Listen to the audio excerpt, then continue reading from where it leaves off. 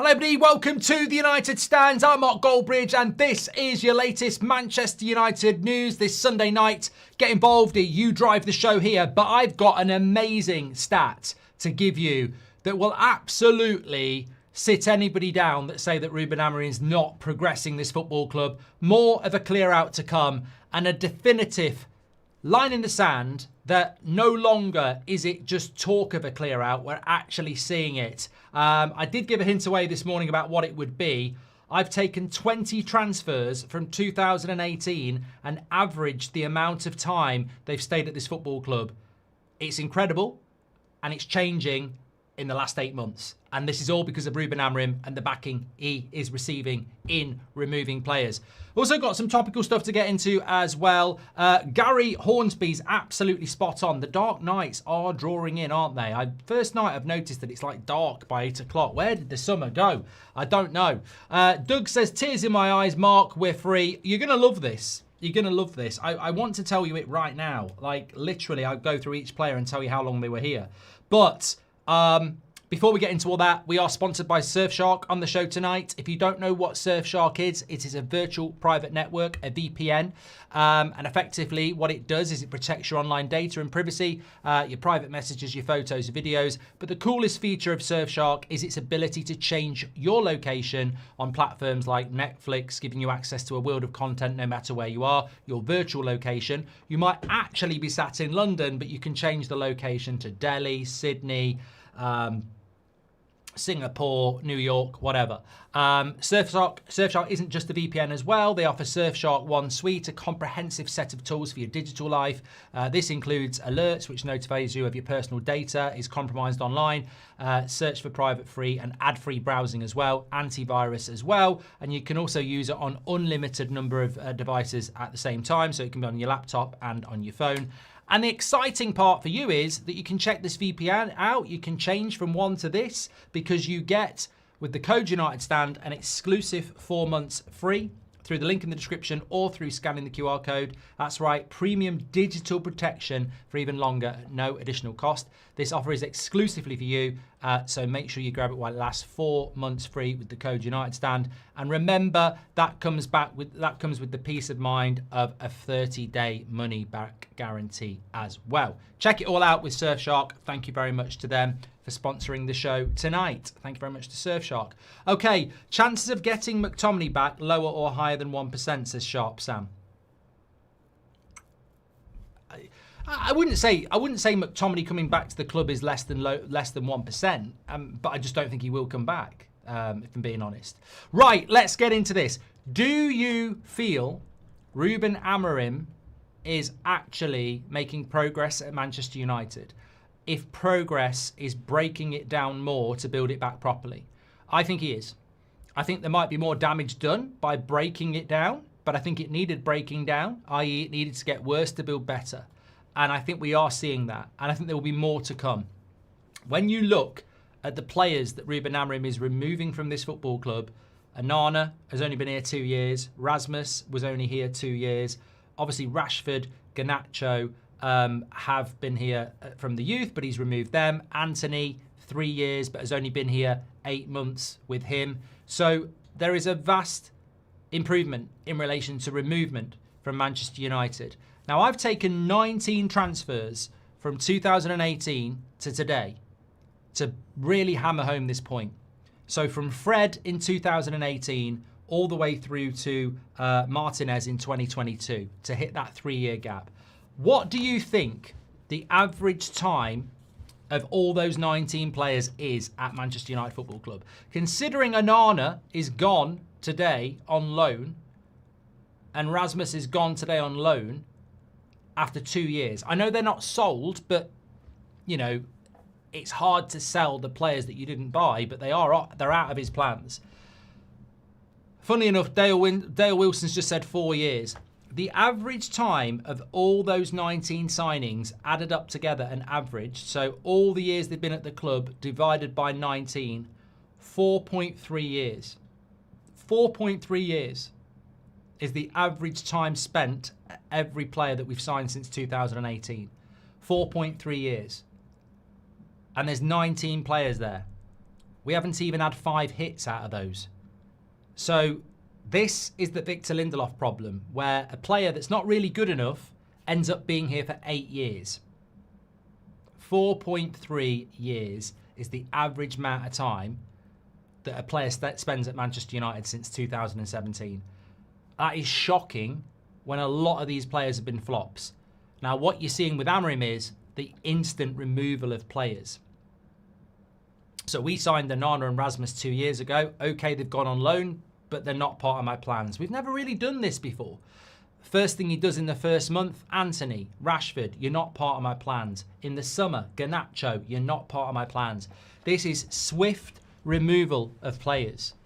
And I want to pose that question to you tonight. Do you think we are actually seeing a positive that's just not going to get reported? You know, some of the fans tonight are starting to wake up to it.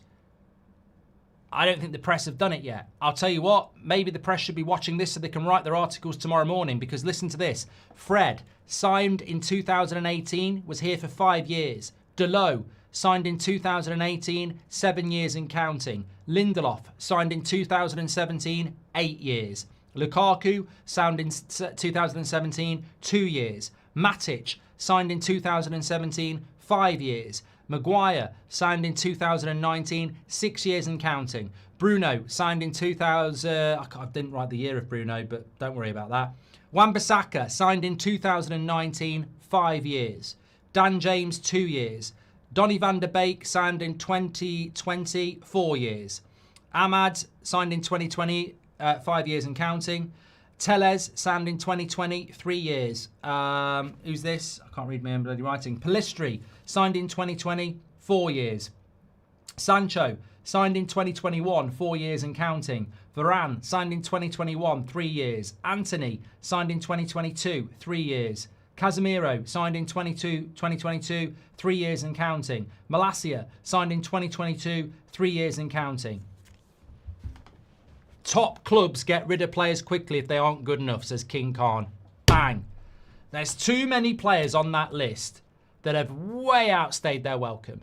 And, you know, who do you blame for this? The only people you really can blame are the Glazers, because Woodward's gone, Ollie's gone, Ten Hag's gone, Murtaugh's gone. The only consistent across that time has been the Glazers. You can't blame Sir Jim, you can't blame Berardi, you can't blame Wilcox, and you certainly can't blame Amorim. But 100%, that is factual, and that is a joke. The years that some of these players have been at the club. I mean, Sancho's been here for 4 years, and he's still here. Sancho will do his full 5 years. It's incredible. Absolutely incredible. Delot's been here 7 years. And I'm not saying we needed to sell Delot, but for a 7-year player, we probably should have sold Delot. Like, is he good enough to have been a Man United player for 7 years and still be here? We're still sort of going, I like Delot as a bench player, but I don't really know, you know? 7 years to come to that. And Delot's not the problem, far from it. I like Delot, but it does tell you the problem that Victor Lindelof was here for 8 bloody years. Wan-Bissaka was here for 5 years. Yeah, it's crazy. So on average, 4.3 years is the expected time you will spend at Manchester United as a new signing. 4.3 years, even if you're shit. So I think he did. Look, Lee Bickerton's right. He did the same at Sporting. This was exactly what needed to happen at Manchester United, and it should be bloody applauded. It really should, because I tell you what, for years and years and years, we've moaned. The media have moaned. Everybody has moaned about Man United's inability to sell players. They buy bad and they sell bad, which is a terrible mix, because you buy shit and then you can't get rid of it. We've clearly been doing this for the last decade. 4.3 years is an average stay for a signing, whether you're shit or good. Rubbish. Absolute rubbish, that is. Amorim's coming in. He's not even been here 12 months, and he's got rid of Rashford, Anthony, Garnacho, Sancho, Rasmus, Onana, and also Lindelof and Eriksen on a free. So 8 first-team players have gone in less than 12 months. And that, you know, the funny thing is, there's more to come. There's more to come, because when you look at that Europa League final and you look at that starting lineup, and let me just get this up on screen for myself so I can just read this out for you. Spurs versus Man United Europa League final. I'm going to read you the starting lineup out. So Onana's gone.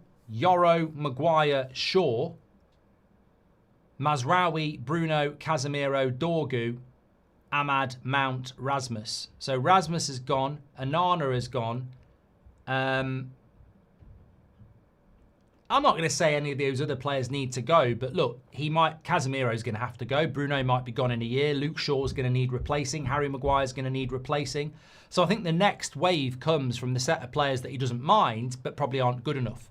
So I think there's still a lot more to come. You know, he hasn't even been here 12 months, and you have to remove the obvious ones first. It's like tidying up a room and getting rid of the rubbish first before you start putting the clothes away, you know, cleaning, you know, polishing and everything like that. I think all he's done in the first, you know, sort of 12 months-ish, even though we've not hit it yet, is remove, you know, the obvious stuff. There will be more to come. And it's encouraging because the club have backed him to do that. So look, I wanted to get that out there in the first few minutes because obviously 8 o'clock shows are driven by you. So get your comments in about whatever you want to talk about, maybe that. But I do think that for all the negativity around Ruben Amorim, if you can't see that things might get worse to get better because he's actually got to crack a few eggs first, we're clearly cracking a few eggs. Like, I don't necessarily agree with some of the players that have gone, but some of them did need to go. In fact, the only one I don't necessarily agree with is Rasmus because I worry about how light we might be up front if Šeško doesn't do well or gets injured. But apart from that, people... I just think we're very bad at going, well, he's only getting rid of players we needed to get rid of. When have we ever done that? You know, we can't be spoilt and pretend that we've always done that. Oh, yeah, well, getting rid of Anthony and Rashford and Garnacho and Arno was just bloody obvious. Well, yeah, it was, but when do we do it? When do we actually do it? We don't do it.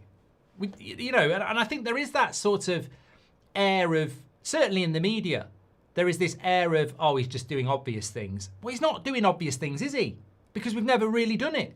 We don't get rid of bad players. We keep them. Lindelof was here for 8 years.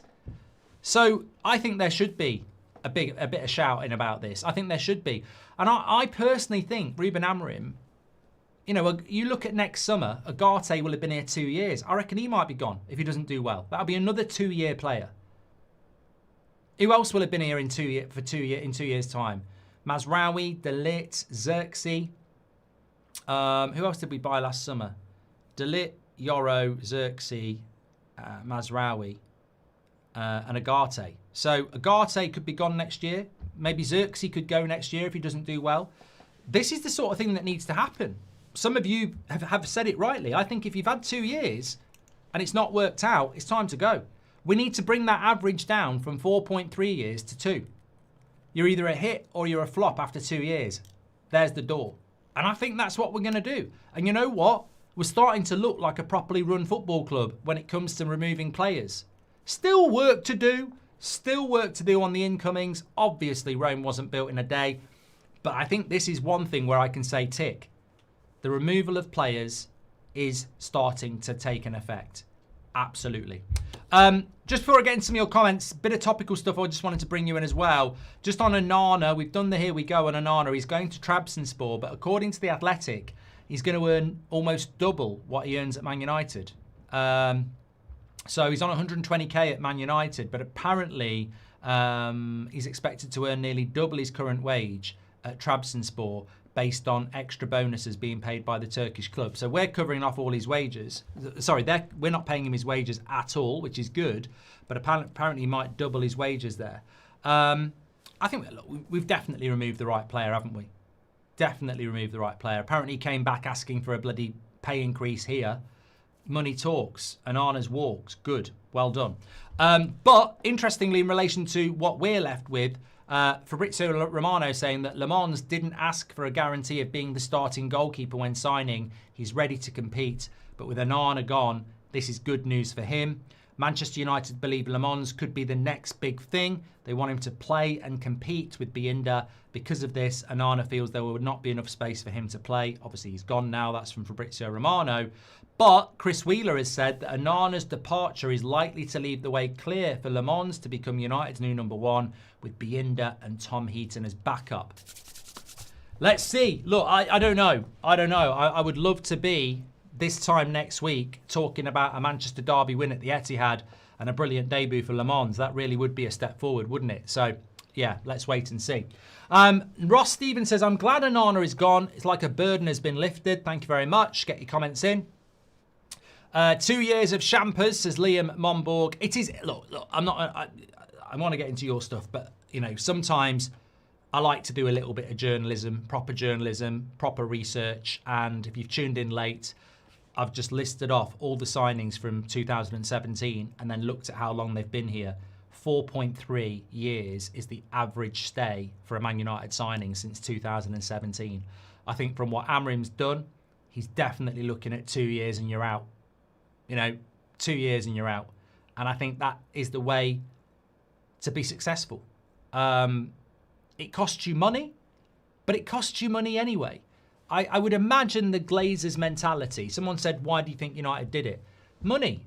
I would imagine if you are, I don't know, an Eric Ten Hag or an Ole Gunnar Solskjaer and you say, look, Victor Lindelof, I don't really rate him. I didn't buy him. I don't really rate him. He's been here 3 years. I want to sell him. I would imagine the Glazer approach would be, we can't make profit on him, so we're not going to sell him, so you need to keep him. But what happens there? You want to remove a player because they're not good enough. You're not allowed to remove them because they can't make a profit, so they stay. And you suffer. So this is the inability of people like the Glazers to understand football. You might take a hit on removing a player, but if you bring a better player in, you'll make that money back on what you do on the pitch. It's like in January, give me a midfielder, I will get you top four, that will earn you £100 million. Don't give me a midfielder, I might not get you at Europe, you won't get £100 million. So you spend 30 on a midfielder for me, you'll get potentially 70 profit because I'll be in the Champions League for you. You don't spend anything, you don't get any Europe. And they can't work out, they've never been able to figure that out. They've never figured out that in football, it ain't a business. You don't buy a football club to make money. It's a risk. It's meant to be entertainment. You're meant to do it for the love of the club. And if you make money along the way, great. So I think we've always refused to sell players and kept them because we've seen them as an asset that, well, we're not going to make a loss on them, so let's keep them. I don't care who he gets rid of. Give the guy 5 years. This ain't getting cleaned in a year or two. For once, give the manager a chance to finish a project, says I see dead bodies. I think regardless of what happens, whether we're going to be problematic in the midfield, whether the goalkeeper's going to take time to settle, whether people like Šeško are going to take time to settle, all of these things, I absolutely agree with you. We will have a roller coaster of a season. We're going to have to fight the tide at times. You know, there's going to be a lot of pressure on our team, on our manager, on our players. But fundamentally, I think you're right. I think that no matter what happens with the results, up and down, I like what Amorim's doing. I like the honesty.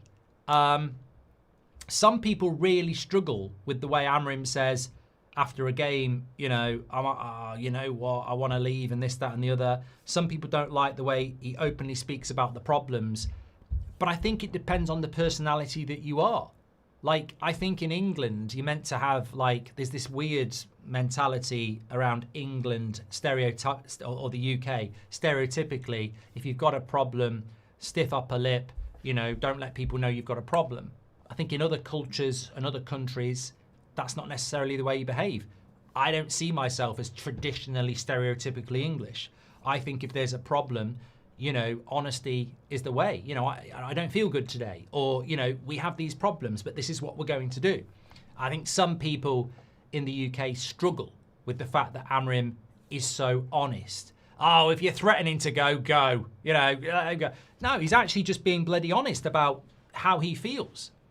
You know, I like it. I like the honesty. I liked the honesty from Rangnick. It was refreshing. Some people, I think every media outlet slagged off Rangnick, to be honest with you. I don't remember any journalist praising Rangnick or being nice about Rangnick. It was a very niche United fan thing. There was a percentage of United fans that really liked Rangnick because he spoke the truth and he spoke with sense. But no, he wasn't liked at all. It's similar with Amorim. But he's certainly not a weak leader. Certainly not a weak leader, because if he was a weak leader, he'd come in and go, oh, come on, let's have a hug. Let's all just be friends. You know, let's all be friends. And actually, he's come in and gone, oh, you know, massive personality within the club, fan favourite, been here since you were a kid, loads and loads of fans online, get out. And actually, instead of getting out, I'm also going to tell the world that you're lazy in training. Anthony, get out. Seen enough, get out. Garnacho, I'll give you a chance because you're talented. Oh, you behave like a twat, get out. Anana, nice guy, not my goalkeeper, get out. Rasmus, look, you know,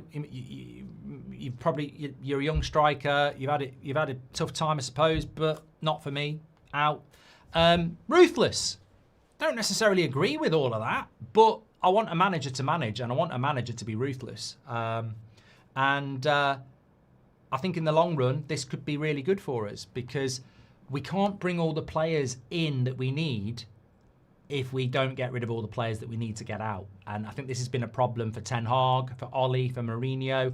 I think at times they were backed, but I think also they wanted to remove more, and then they could have brought more in, and they were stopped. So I think it's really important. It's my birthday, Mark. Bring out the champers, says OTG. And Anna leaving made this transfer window 8 out of 10 for me. We need to get rid of Delo. Not good enough, says OTG. Does I gave the transfer window a 5. Does Anana going knock it up a little bit? I'd be willing to go to a 5.5. I still think a midfielder doesn't make it an average window. But I'd go to a 5.5 just to be generous. I see dead bodies, says, I don't care who he gets rid of. Give the guy 5 years. This ain't, I've done that one from you. Thank you very much. Alistair Robertson says, just a question. I like Amorim, but if you were a betting man, can you see him being here on the 1st of January? Oh, this is what we do. These are the sort of on the spot questions, because people know I won't sit on the fence. I'll always give an answer, even though sometimes I would like to. I don't believe in sitting on the fence on a question. Very rarely do I want to do that. I do think he'll be here on January the 1st. I think he has to be here on January the 1st, and I'd be absolutely fuming if he wasn't. Obviously, I can see a scenario where he wouldn't be. If he loses 10 games in a row, he'd probably get the sack with Manchester United. But we should not be sacking another manager before the summer, regardless. As I said, I would have kept Ten Hag till the end of the season, simply to give a bit of stability to get through the season. I just don't see... It's not for us. I know it worked with Villa and Emery, and it has worked with other clubs, but it doesn't work with United bringing in an interim or sacking a manager before Christmas. Oli sort of worked, but it fell apart. Like, people think Oli was a success. Not straight away, he wasn't. We had a good run. They gave him the contract and we fucked up Europe. He got us back into Europe, gave him the contract, and we fucked it. So I don't want to see a manager sacked in season. I think United need to... Somebody in the club needs to write that down and save it and put it up on the wall. Sacking managers in season doesn't work for Manchester United. So no matter how, much pressure there is, resist it. So I think he will be here on January the 1st, yes. Thank you very much for that. Players staying so long is a legacy of changing managers so often, says Castle Lewin. I think this is a great point, actually. I think it's a great point, because I think that, there are players at the football club, without naming names, that have survived multiple managers. I've always found that really weird. So, look, Luke Shaw. He's doing quite well at the moment, Luke Shaw. The chart shows back this week, by the way. Get ready for that. But if you know, you know. But I like Luke Shaw. I think he's a good player, but he has been here. Van Gaal, Jose, Oli, Rangnick, Ten Hag, Amorim. 6 managers. And there are others who've done that as well. Not 6, but maybe 4, maybe 3, maybe 5. as Castle Lewin Red says, you won't get that longevity of a player if you have a manager that's here for 5 years. If a manager was here for 5 years, Lindelof, Luke Shaw, maybe Delow, these players that have been here for 5, 6, 7, 8 years, 9 years, 10 years, they wouldn't survive unless they were first teamers, because Castle Lewin's right. If you have a manager that's been here for a long time, they'll notice. They'll notice the odd trainer in the bottom of the cupboard, because it'll be their cupboard for a longer period of time. I think some players slip through the net time and time again because, maybe a Ten Hag comes in and goes, I'm not so sure about that player, but I need to get rid of these players first. And by the time he would look at that player, he gets sacked because he's only been here for 2.5 years. I think longevity of a manager will help us remove players. A bit of tactical analysis is a huge reason why the midfield gets exposed, is due to the fact that these centre-backs are just not mobile or have nowhere near enough pace other than Yoro. The rest need to go, says Abraham. I think De Ligt's fine. I think Mazraoui's fine. I think that the 3 centre-back system for Manchester United is still very much in its infancy, though. I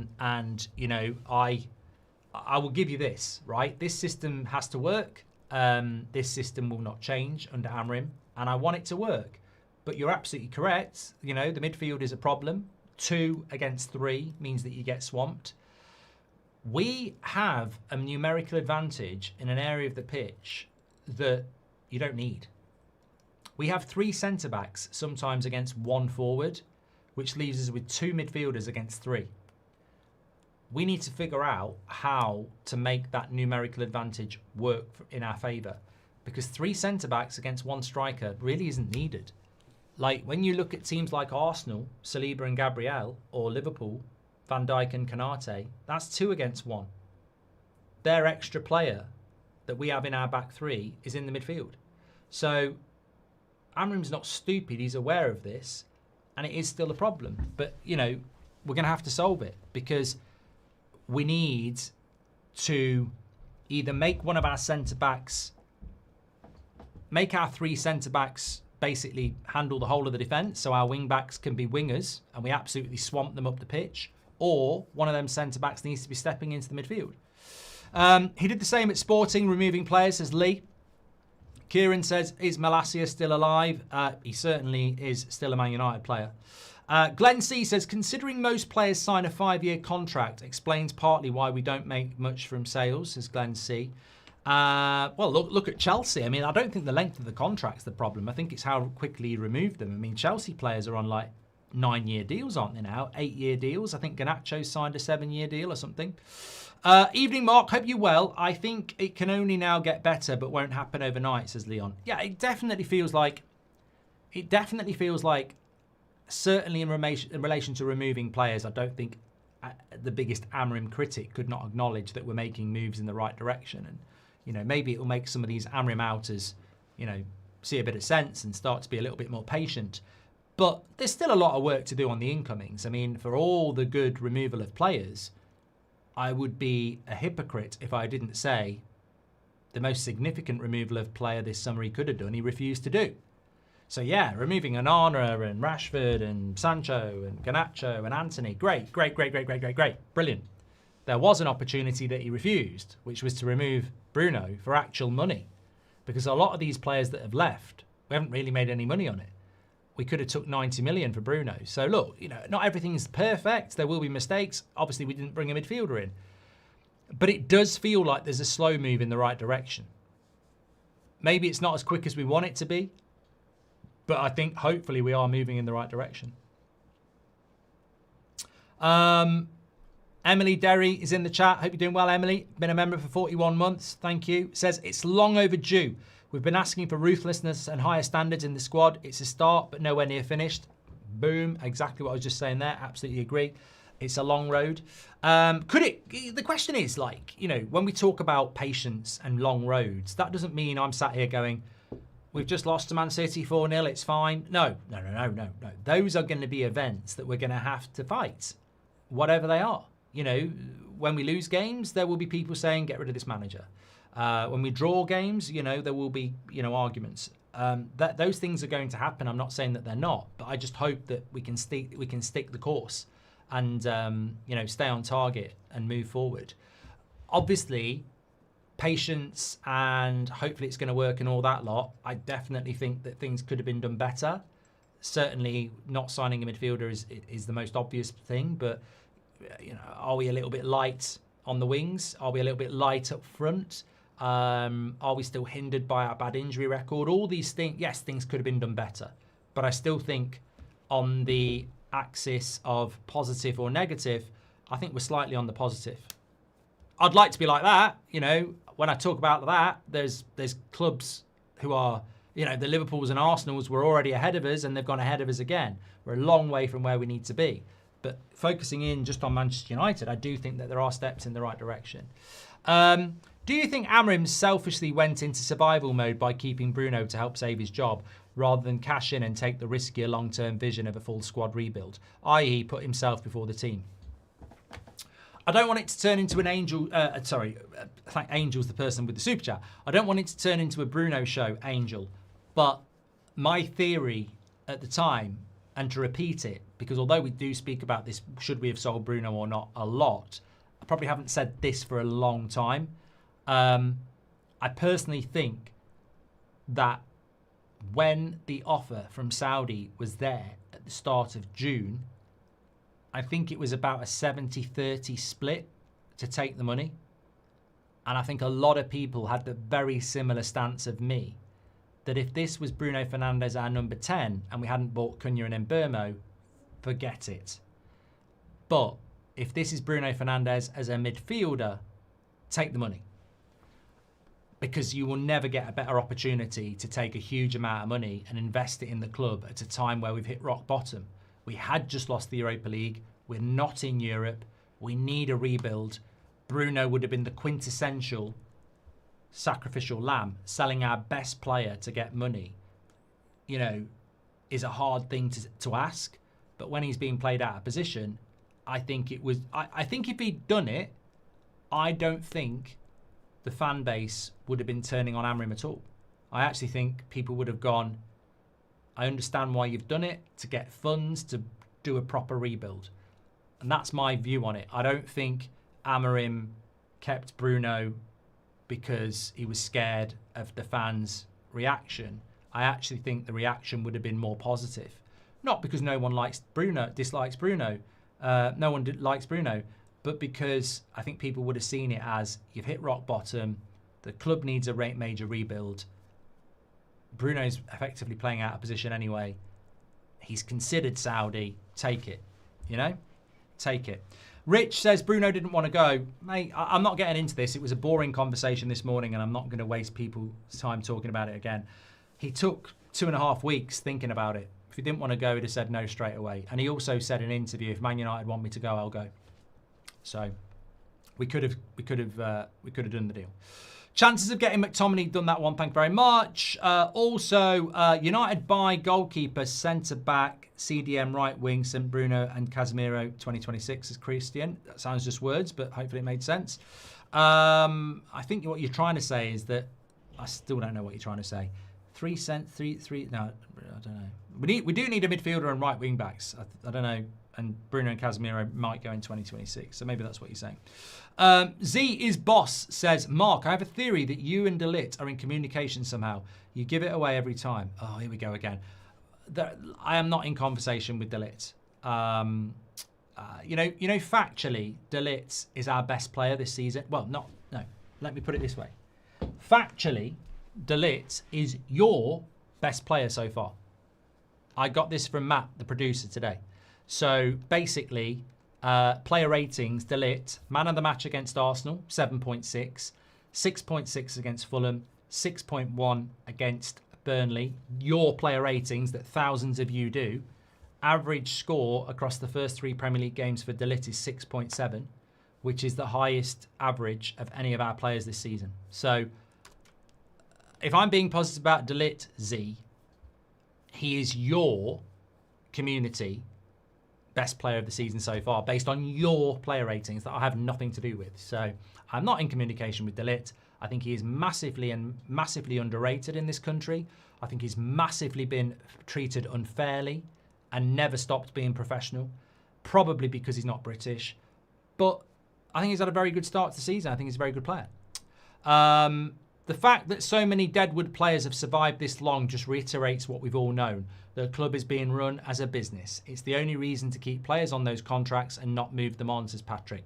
Well, there is a business case for that, which we've spoken about before, Patrick, which is, and I'm not going to profess to know the finer detail of this, but when you buy a player for £80 million on a 5-year contract, they are listed as an asset against probable loans and things like that. So if you then sell that asset as a loss, it causes your business problems. And maybe that's what United have been doing for a long time, because we're certainly run like a business and not a football club. Hopefully that's going to change. Bounty Hunter says, Anana leaving red wine time for me. Can't beat a red wine on a Sunday night on a dark evening, can you? Luke says, thoughts on Martinez being part of the project or shifted out for someone new because of injury record? Martinez has been here for 3 years. Same amount of time as Anthony. I put Martinez in the Mason Mount category, actually. I think that, and you might disagree with me, but with Mason Mount and Martinez, I fundamentally think they're good players. I fundamentally think that they have the right attitude. Martinez more than Mount, obviously, because Martinez is an absolute animal of a mentality. You know, this is the sort of player that you want on your team. He's a beast. But Mason Mount does put a shift in. You can't argue with that. But why I would not say that those players need to be moved on is because, I mean, Martinez has been here for 3 years. He's definitely missed half of that injured, which doesn't seem right because he seemed to play quite a lot at the start, but he's definitely missed half of his time here injured. Mason Mount's probably missed, I don't even want to put a percentage on it, but certainly I would say 75% of his time here. So I think with both players, you've got to look at this season and go, Mount's been here 3 years, Martinez has been here 4 years. What's the decision here? Because if Martinez can stay fit, he's 100% part of our plans. He's a really good player. And I think in this system, he becomes an even better player. Because I think when you're looking at a player that can step in from the back, some people think Martinez is quite small. You put him in a 3-man centre-back and let him step into the midfield, and suddenly you're laughing. So I think Martinez, it's can he stay fit? And Mount, it's can he stay fit? The Grim Reaper Grimsby did us a solid, says Nectario. And Brandon says, from what I've seen, the midfielder is the most specialised position for Amorim's system. Our other signings any manager would want. They help hedge their bets in case Amorim doesn't work out this year, says Brandon. Midfield's going to be very interesting, Brandon. You know, I think that, again, this time next week after Manchester City, when you're playing a midfield that's got Rodri in it, I'm very interested to see how we're going to get by. Every time we see a game of football and we struggle because of the midfield, it's going to be scrutinised quite rightly, and it's going to be the headline quite rightly. Look, say what you want about the regeneration projects and Sir Jim Radcliffe's interview with Gary Neville and all that lot. To be fair, what did he say? Man United need a goalkeeper and a midfielder.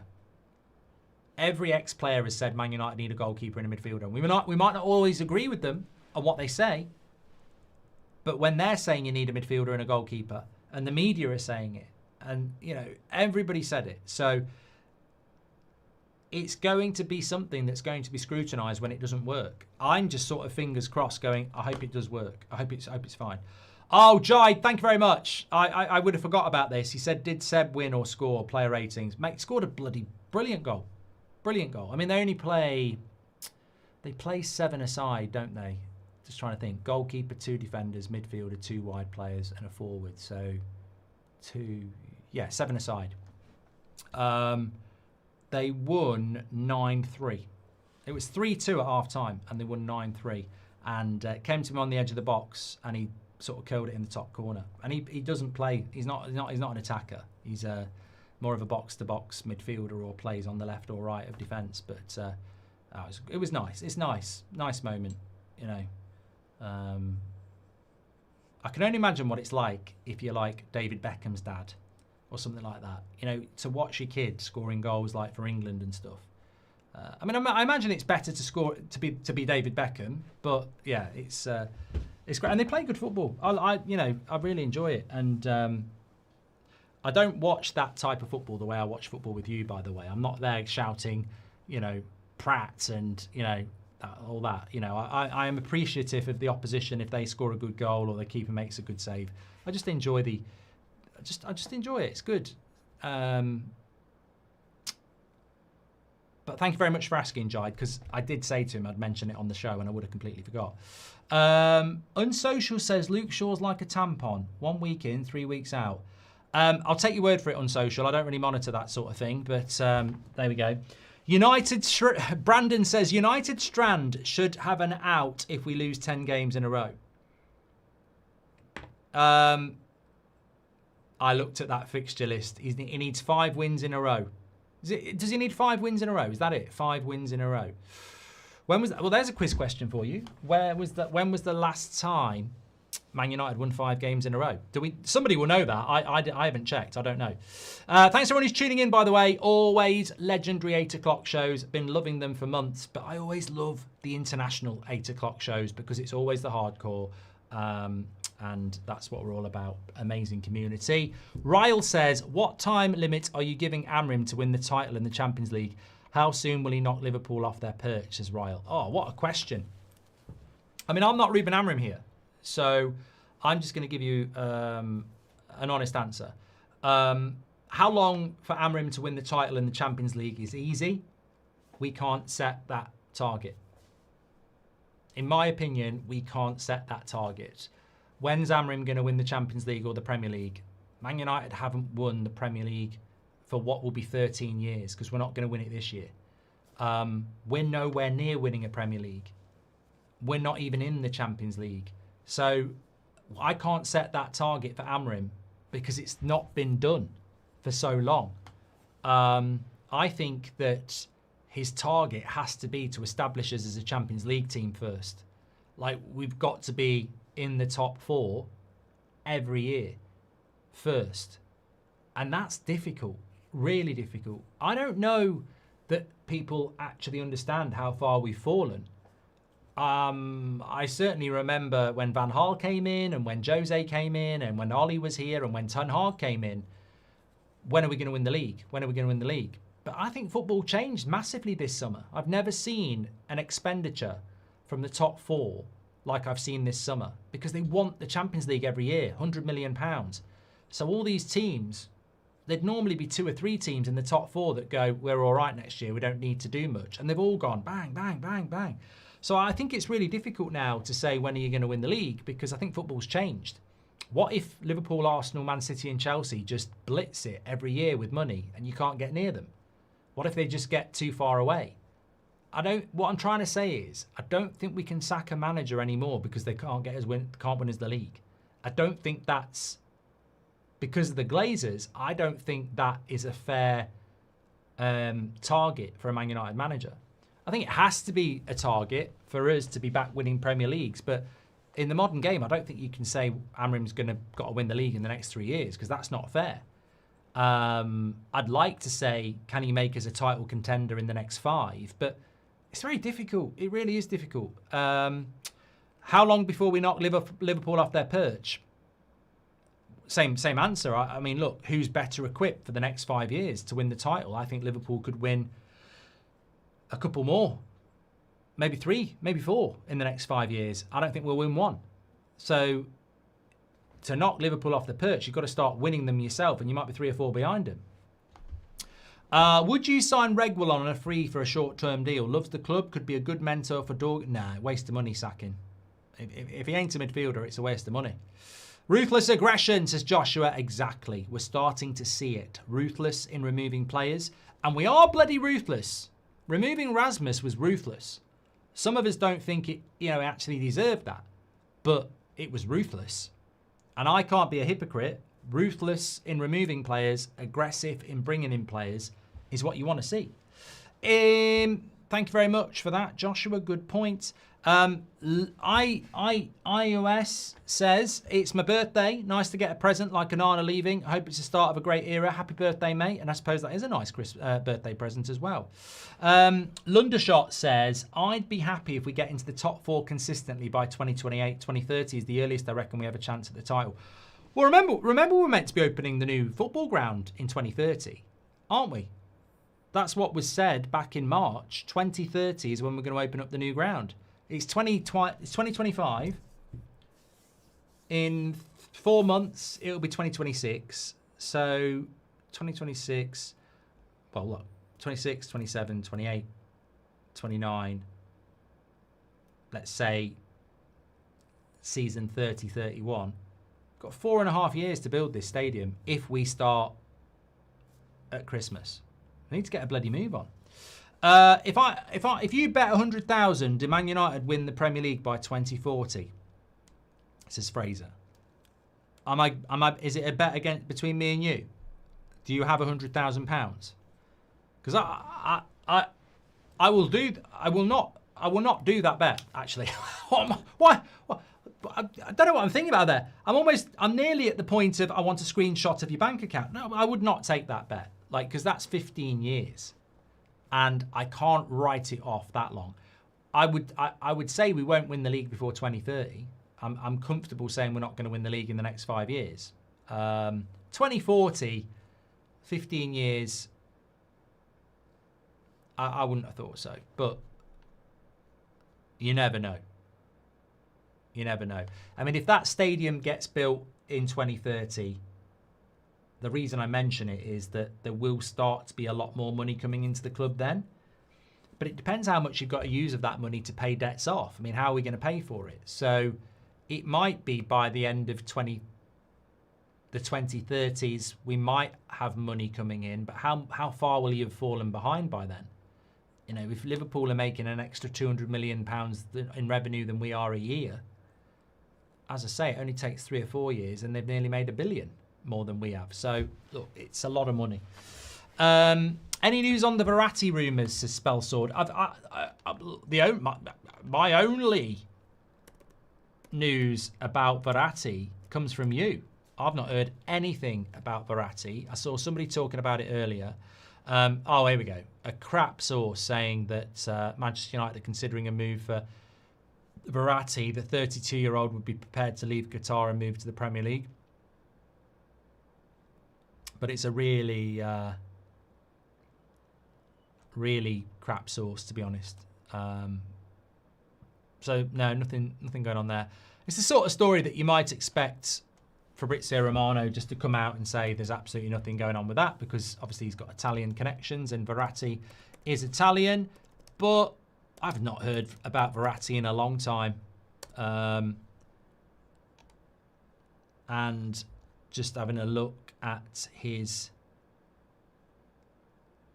injury history, I think he's just had a bad knee injury this summer. So, I mean, he doesn't get picked for Italy anymore, does he? I mean, that would be a free transfer, but what would be the point in it, really? I See Dead Body says, where's the line between not dropping standards and accepting reality? We need to ask for success, but also accepting who we currently are.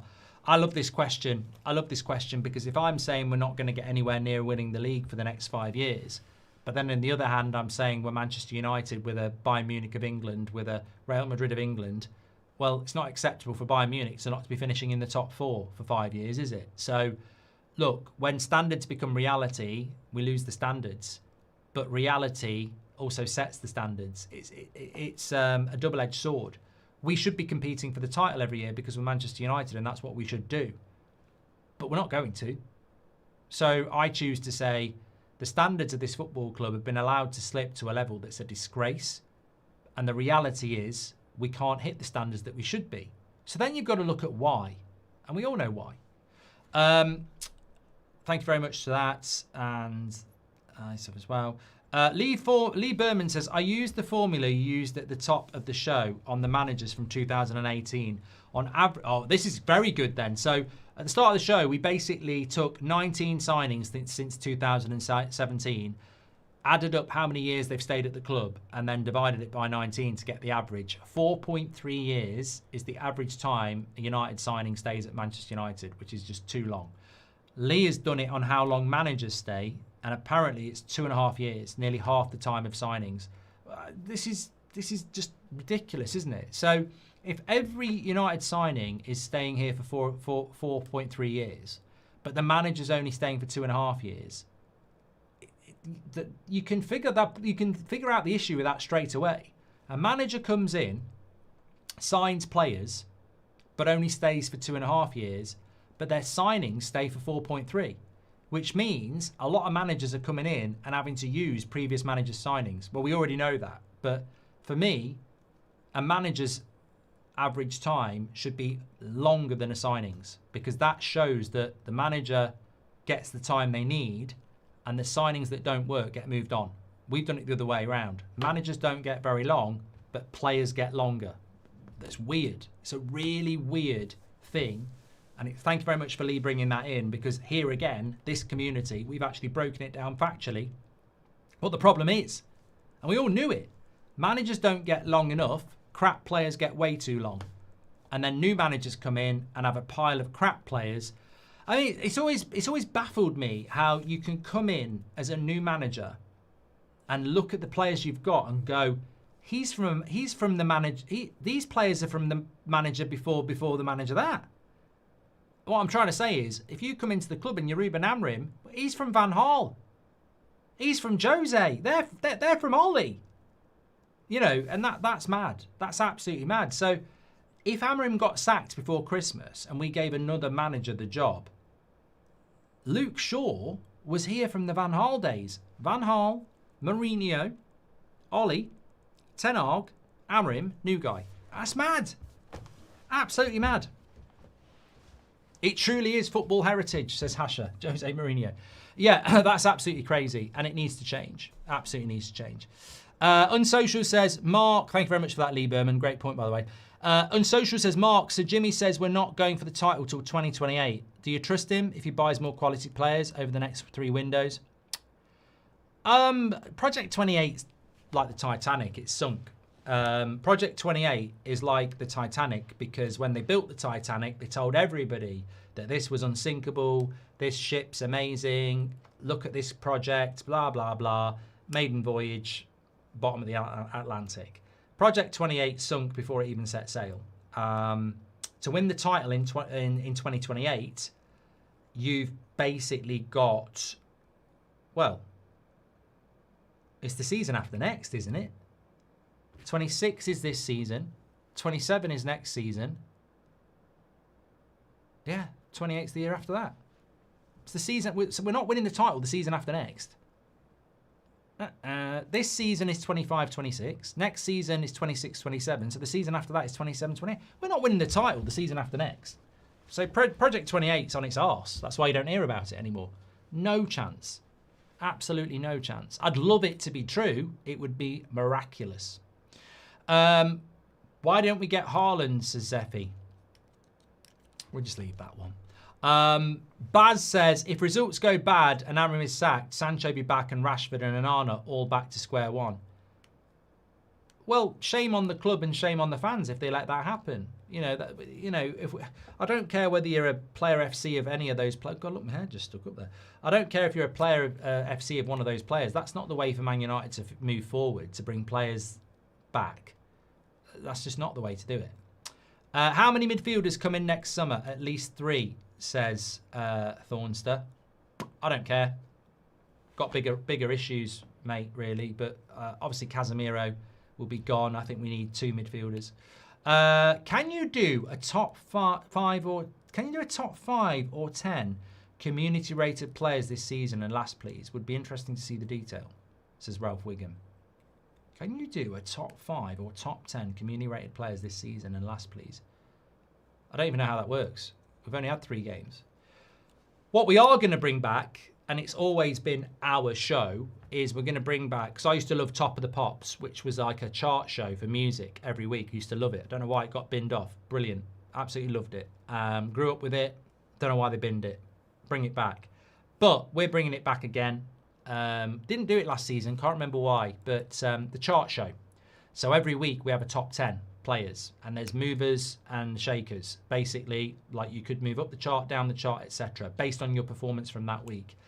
That will be starting this week, Ralph. So the top 10 players for this week will start. It'll be a lot better to do, actually, with one game a week as well. So we will do that, Ralph. We will do that. Name 5 players that you want, says Unsocial. I don't really, you know what? As much as I moaned when the transfer window closed, it is closed. I'm a firm believer in dealing with... I'm a firm believer in dealing with the circumstances that you're in. I've told this story a few times. I really, really, really wanted an Amiga computer for Christmas in 1995. And financially, I didn't think we were in a position to do it. And I'd sort of had the hint. But then the week before Christmas, my mum always loved Christmas. I genuinely think she still believes in Santa. And why wouldn't she? Because he is real. And naively or not, she started dropping hints about you never know. Because I liked Christmas as well. And I was like, oh, it'd be great if I was getting an Amiga. And, you know, my mum was sort of like, well, you have to just wait and see, won't you? And I dared to dream. And then I woke up on Christmas Day morning. I didn't have an Amiga. I had a tape cassette with Now, whatever it was. And you know what? I didn't throw any toys out the pram. I didn't have any. But I just got on with it. That was the reality. And when you say, what 5 players do I want to sign? It's not really how my brain works because the transfer window's closed, so it doesn't serve a purpose to hypothetically tell you, other than I think we need a wing back, a midfielder, probably another striker. We need 2 midfielders, actually. And we might need another centre-back next summer as well. But, you know, there's no point in me talking about it. When I say an Amiga, it used to be... It was... You'd be lost on you now, but basically... Well, no, it wouldn't be lost on you, actually. I presume people still play computer games on their PC. It was just a... It was the PC of the day. You know, some people had a Mega Drive or a, you know, Super Nintendo, which would be a PS5 or an Xbox today. And then you had Amiga, which was your PC. So that's how it worked. And... to be honest with you, a lot more people wanted an Amiga for the PC because they were more powerful, so you could play Championship Manager, Sensible World of Soccer. They just were better games on that sort of a system. So it was, yeah, it was brilliant. I mean, the good story is talking about what do you want to do next summer. It's a bit like the midfielder. I woke up that Christmas Day, I wanted one, I didn't get one. The following Christmas, I got the Amiga and I got Sensible World of Soccer. And I was up at 3 o'clock in the morning. I woke everybody up at 4:30 when I scored my first goal from a corner. I remember it to this day, Brian McClare. Corner came in, bounced. I didn't even know the buttons. My player just sort of kneed it in, or did something, and it went in. I went, get in! Get in! Get in! I was about 15 at the time, so when my mum ran in panicking, she might not have realised or thought I was doing that. She might have thought I was doing something else, which I think she was quite relieved. I was celebrating a Brian McClare goal on my computer. Commodore 64 I had, says Unsocial. Was that the cassettes? Yeah. Rob says, I still have my Amiga. Do you want to play it? I do like nostalgia, but I think some things are left best in the past. February 2024, the last time we won 5 games in a row. That's not too far away, Nick. That gives me hope for United Strand. Would you sign a midfielder from Turkey, says Saz. We can't. You're getting confused. You think because the Turkish transfer window's open, we can sign a player. We can't. They can. We can't. Our window's closed. Only windows that are open can buy. We can't buy from them. So we can't buy anybody. Who has a worse goalkeeper or midfield combo than us? Says who to blame. I genuinely think Everton, Crystal Palace, Brentford have got a better goalkeeper than us, so I don't think we've got a goalkeeper that was in the top half of the Premier League. With regards to midfields, again, I think we've got a mid mid-table midfield. I think Palace is better than ours. You could argue Fulham's is better than ours. I certainly think teams like Newcastle, Spurs, Villa are better. I think we've got a mid-table midfield and a bottom half-table goalkeeper. But hopefully that's going to change. But based on last season, we were where we deserved to be, and they were two very big areas of weakness for sure. Zeffy says, do you think if we get Baleba and Donnarumma, we could have... Oh, sorry. Do you think if we got Baleba and Donnarumma, we could have won the Prem? No. Those sort of signings were top four. They were never going to win us the league. No. Can you say hi to my daughter, Rosa? She loves you, says Poochie. Thank you very much. Hi to Rosa. Hope you're enjoying the show. Is that Bayern shirt a Nicholas Jackson shirt? Says Jake. No, that's just a Bayern shirt, and then that's a Zlatan PSG shirt. Brandon says, forget about a league by 2030. How many more managers and partially completed projects will we have by then? I think that's a very scary point from Brandon. If it's September 2025 now, people talk about when we're going to win the league. Based on the last 13 years, by the time we hit 2030, we'll have probably had 2 more projects and 2 more managers. Maybe more. That's the thing that needs to change, is that people talk about winning the league by 2030. Our recent history shows us that by 2030, we'll have had 2 more managers after Amorim and 2 more projects. Yeah, very interesting. We defeat City, Le Mans clean sheet, and Sesko scores, says Dragon. That's the dream. That is the dream.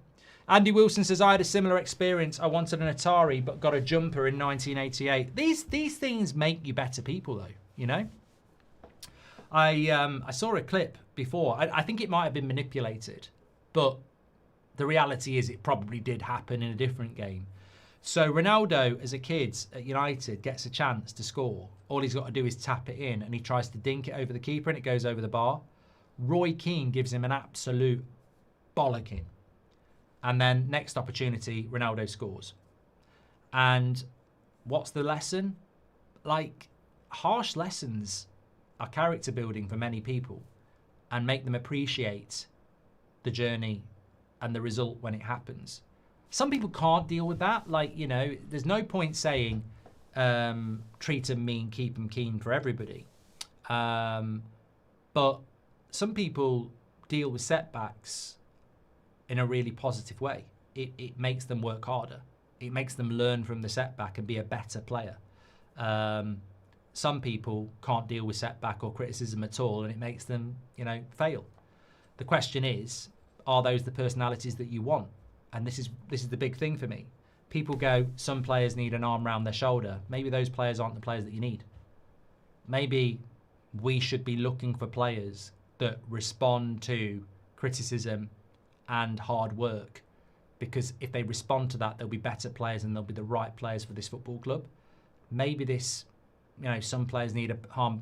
Maybe they're not right. Maybe the player that needs the arm around the shoulder isn't the right player for what we need. Maybe we need a team of players that, you know, respond to the kick up the arse and learn from it and get better because of it. You know, maybe that's what we used to have under Sir Alex, because I think we did. I don't think there was a player I can think of in any of Sir Alex Ferguson's teams that was an arm round the shoulder player. I might be missing a glaringly obvious one, but I don't think any of the class of 92 would have been, because they came through the club. Certainly don't think Rooney was, don't think Cantona was, don't think Ronaldo was, don't think Van Nistelrooy was. I think they all had very similar personalities in the sense that if you told them off, they came back. They came back even harder.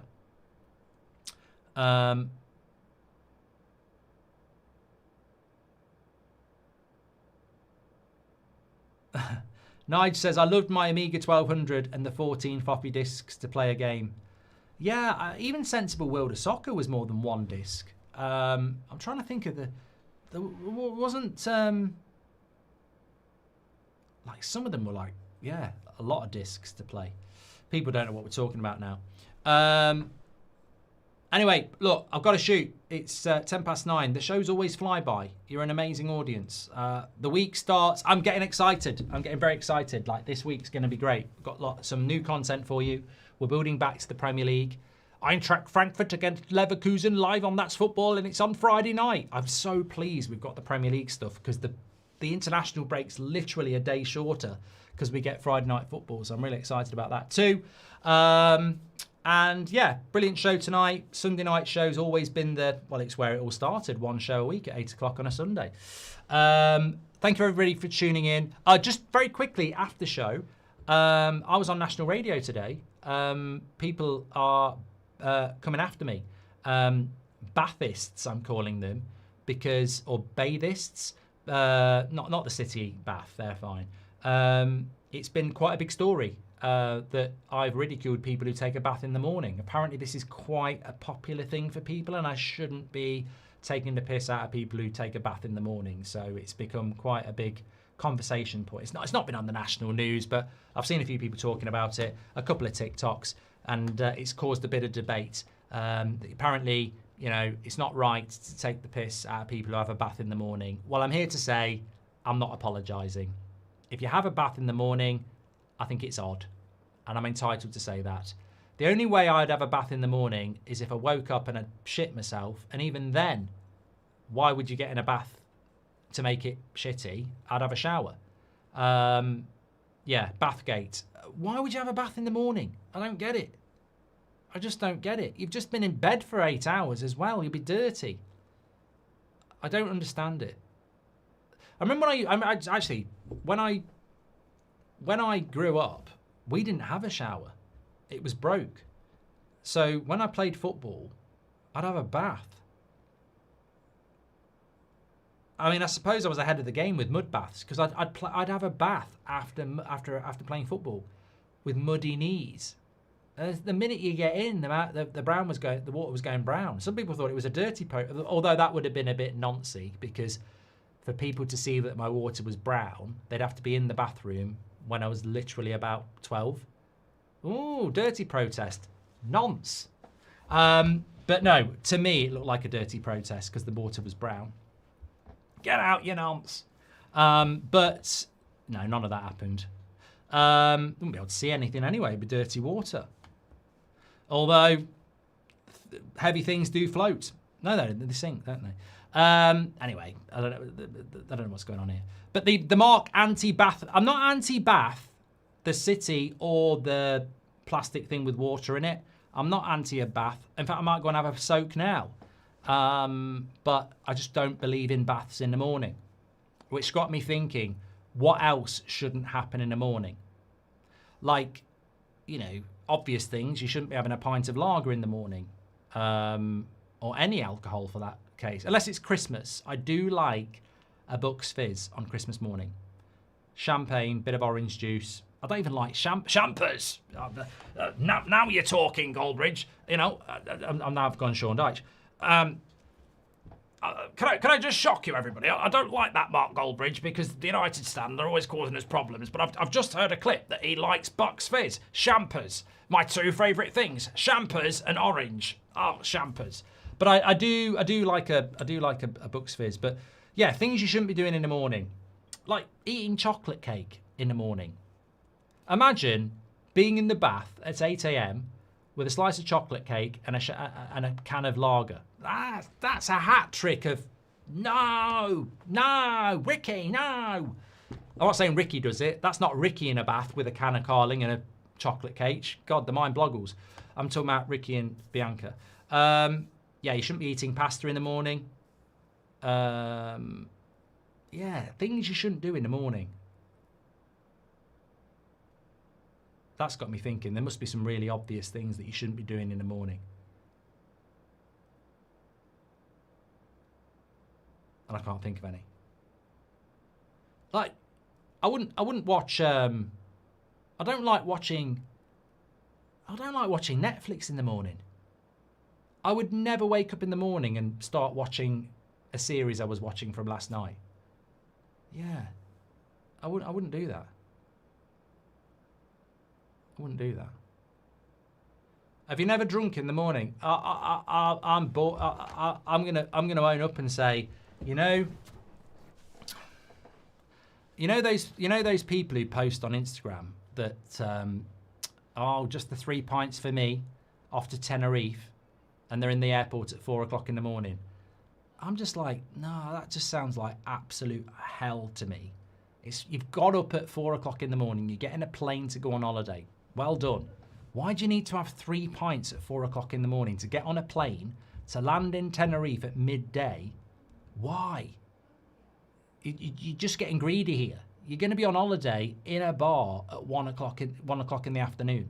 Don't need to have 3 pints in the airport at 4 o'clock. Hey, look at me, I'm off on holiday. May as well while I'm at it. Oh, it's like the same people who, when they're on holiday and they put a post out, oh, not too bad office for the week. And you feel like going, fuck off. You're not at work. You're just doing a clever Instagram post. Oh, look at the office for the week. You're on fucking holiday. You're not in the office. Stop trying to be clever. Leave it to the proper comedians. It's not funny. We know you're on holiday. It says annual leave on your emails. You're on annual leave, so stop pretending that's your office to be with it.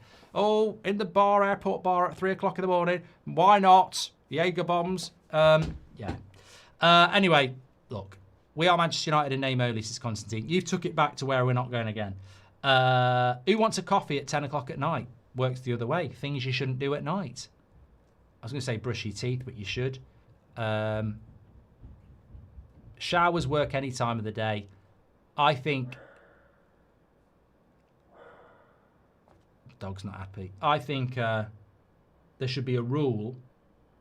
No baths before midday. Yeah, midday. Anyway, thanks everyone for watching. Take care. Make sure you smash a like and subscribe. Got some good content coming up this week. Can't wait for the return of the chart show. And I'm on the 10 o'clock show tomorrow morning. Speak to you in a bit.